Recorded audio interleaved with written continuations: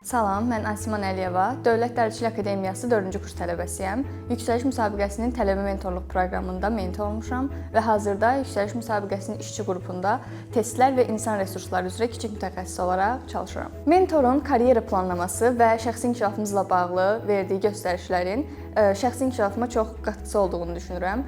Elə ən birinci burada vurğulamaq istəyirəm ki, ilk dəfə biz SWOT təhlilimizi eləmişdik. Burada öz zəif və güclü tərəflərimlə üzləşmək mənim üçün çox çətin idi.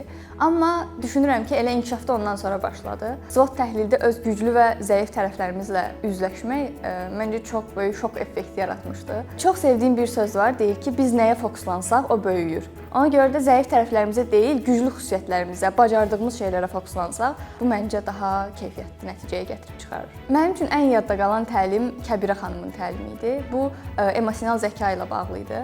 Orada bizə tapşırıq vermişdi ki, gözlərimizi yumub uğurlu olmuş bizi təsəvvür eləmişdik. Bu tapşırıq mənim üçün böyük motivasiya yaratdı və ondan sonra həqiqətən uğurlu ola biləcəyimə olan inancım daha da yüksəldi.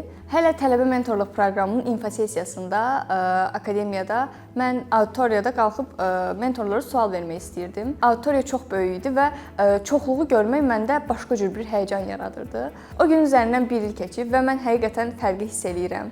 Həm özgüvənlə bağlı, həm təqdimat bacarıqları, həm də özünü ifadə ilə bağlı düşünürəm ki, bir illik bu tələbə mentorluq proqramı mənə həqiqətən çox şey qatdı.